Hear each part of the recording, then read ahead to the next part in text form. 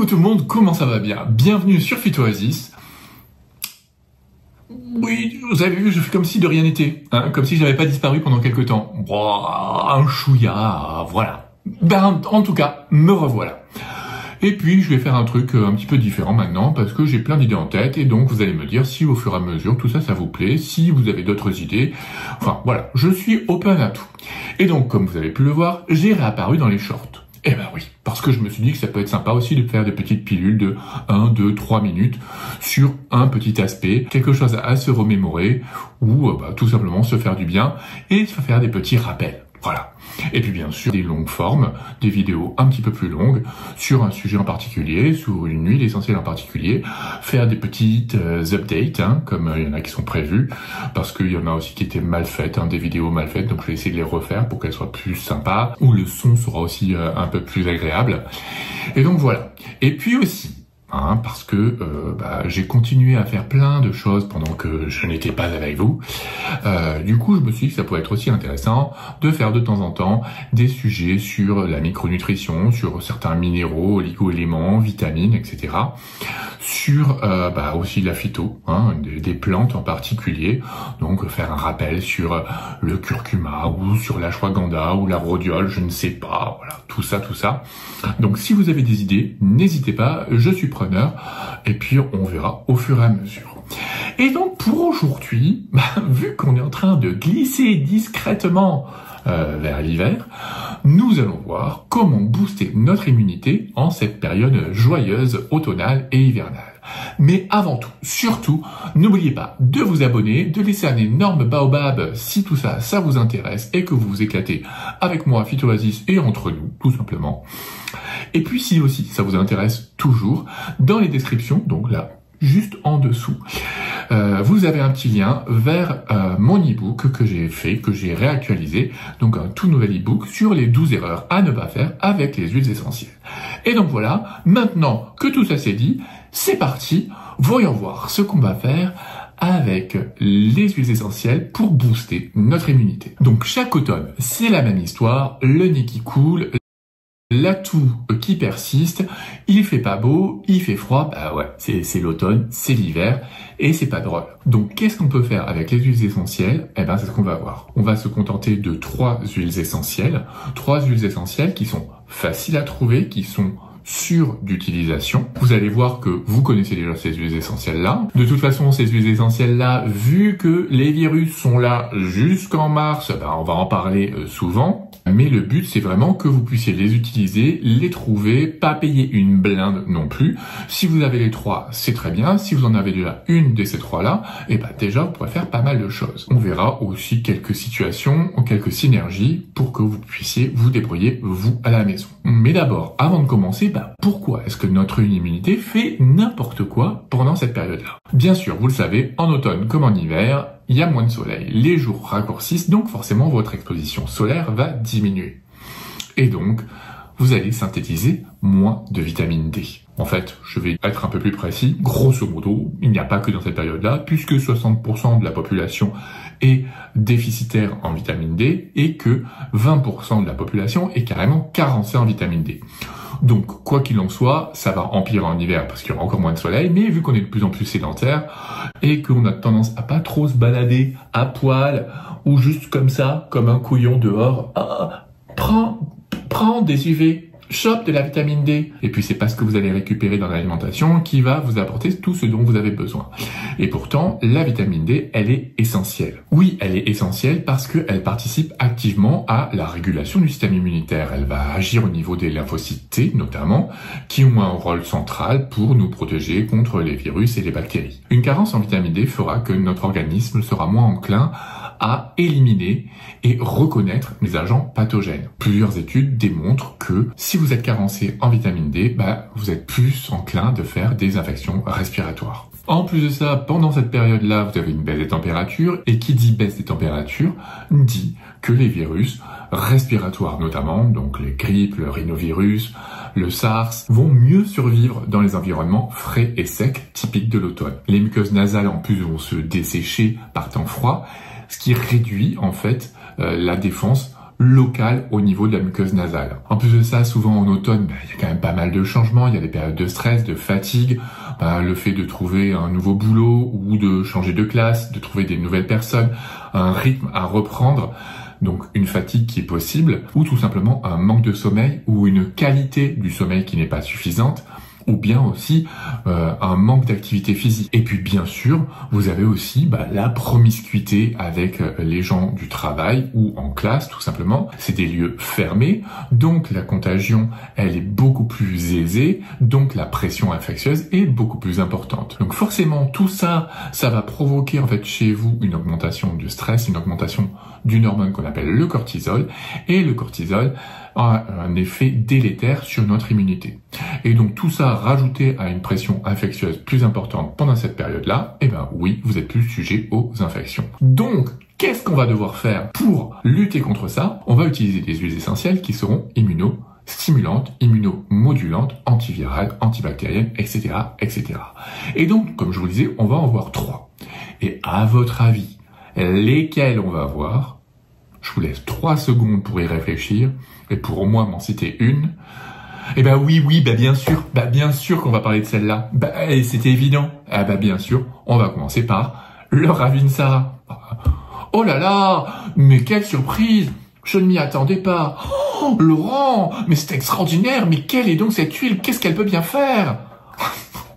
Ça me tombe bien que vous posiez toutes ces questions, ça me fait plaisir.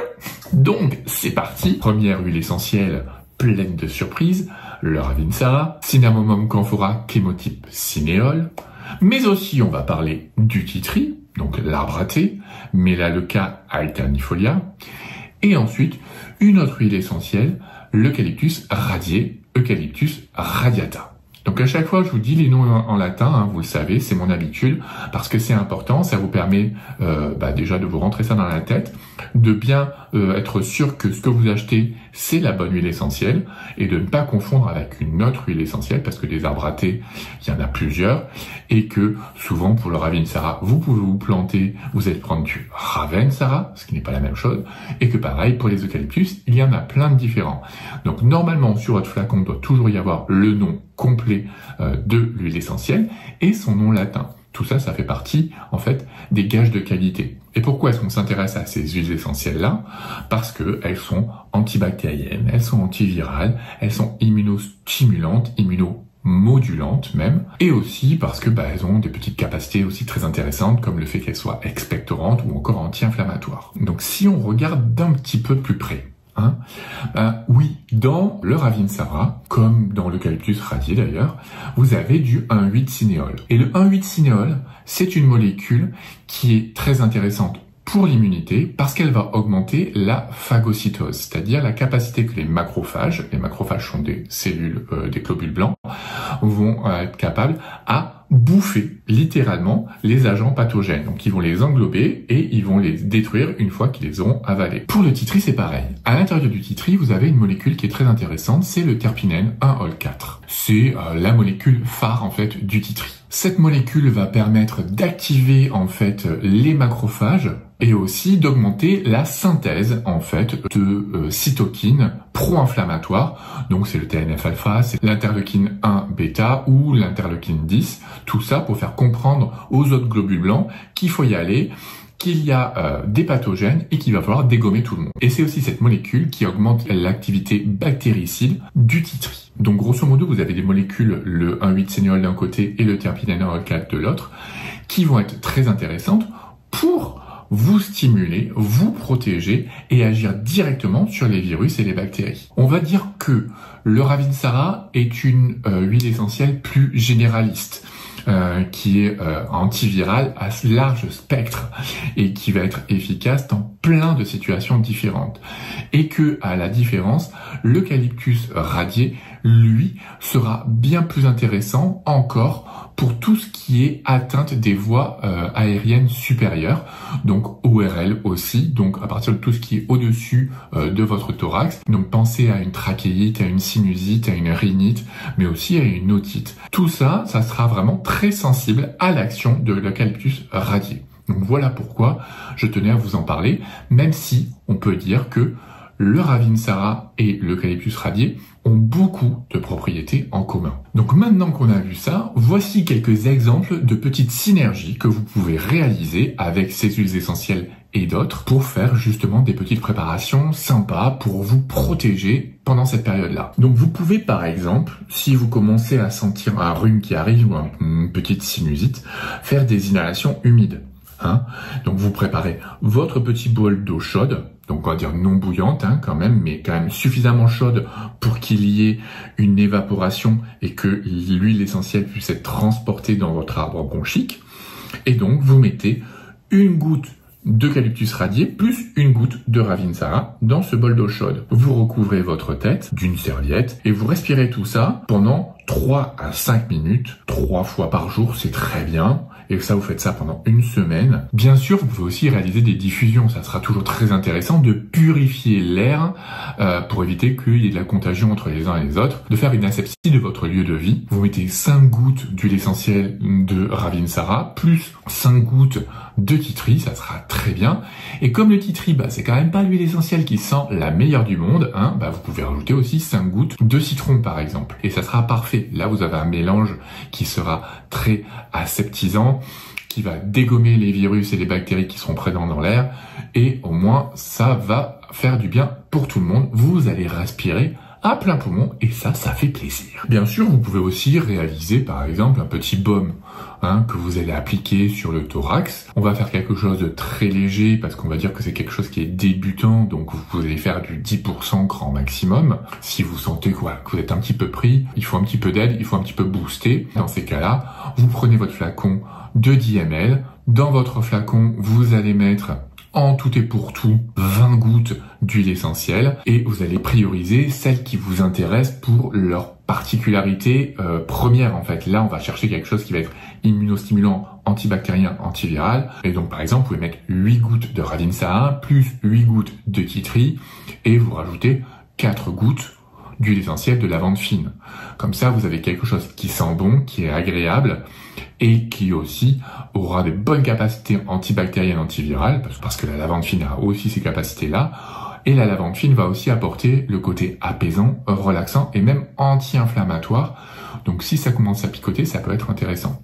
Bien sûr, si vous étiez malade, on augmentera un petit peu les doses. Et ensuite, vous complétez votre flacon d'une huile végétale, on va dire amande douce ou jojoba, ce que vous avez l'habitude d'utiliser comme d'habitude, et vous appliquez une quinzaine de gouttes, par exemple, sur votre thorax, 3 fois par jour. Et moi, ce que j'aime bien, c'est en mettre toujours un petit peu sur le cou, pas loin des vaisseaux, ça fait toujours du bien. Et enfin, vous pouvez faire tout simplement quelque chose qui va être préventif. Donc, un petit roll-on. Hop, je vous montre un roll-on, très bien. Bon, alors, celui-là n'a rien à voir, parce que ça c'est pour la peau, je vous le dis, ça n'a rien à voir. Celui-là, il est fait pour lutter contre les rides, et parce que quand la vieillure elle arrive, voilà. Et c'est pour éviter les problèmes de cernes et tout. Et donc à l'intérieur, là, vous avez un petit peu d'huile végétale, un hydrolat et un chouïa d'huile essentielle. Et ça fait des miracles. J'en reviens à mes moutons. On peut faire un petit roll-on aussi qui soit immunostimulant, préventif. Donc là, on n'a pas besoin de mettre une grosse quantité puisque tout va bien. Donc on n'est pas malade, donc on met une petite quantité, juste suffisamment pour que ce soit stimulant. D'ailleurs, le terpinène 1-ol-4 du tea tree agit très bien de façon préventive à petite dose. Il est effectivement très immunostimulant. Et donc, dans ces cas-là, vous prenez votre petit roll-on, vous rajoutez à l'intérieur 10 gouttes. Voilà, ça sera largement suffisant. Vous mettez 4 gouttes de Ravinsara, 4 gouttes de tea tree, et vous mettez 2 gouttes, par exemple, d'orange douce pour que ça sente bon. Ça peut être super sympa. Ou du citron, si vous n'en avez pas 10 000. C'est très bien avec le citron aussi. Et dans ces cas-là, ensuite, vous venez en appliquer matin, midi et soir, hop, sur vos petits poignets, tranquillou. Et ça sent bon, même si je vous ai dit que ça n'a rien à voir avec ce que je viens de vous raconter juste avant. Et ça sent bon en plus de ça, donc c'est quand même super chouette.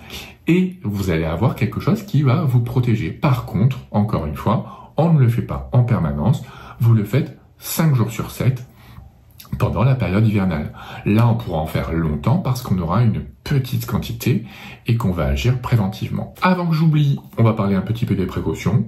Vous le savez, même si ce sont des huiles essentielles très sûres d'utilisation, vous ne les utiliserez pas chez les enfants de moins de 7 ans. Alors c'est vrai que le Ravintsara, on peut aussi l'utiliser, mais avec les indications et les dosages que je vous ai donnés, ça ne sera pas le cas. Vous n'utilisez pas non plus chez la femme enceinte.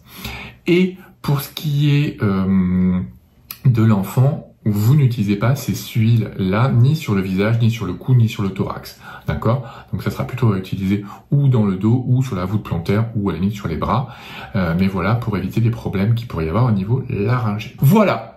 Bah écoutez, j'espère que ce petit retour vous a plu, que ces petites indications vous auront intéressé, que vous avez appris plein de choses. N'hésitez pas à me dire tout ça dans les commentaires. N'oubliez pas de télécharger l'e-book, ça fait toujours plaisir. Et puis moi je vous dis à très bientôt, et d'ici là, portez-vous bien.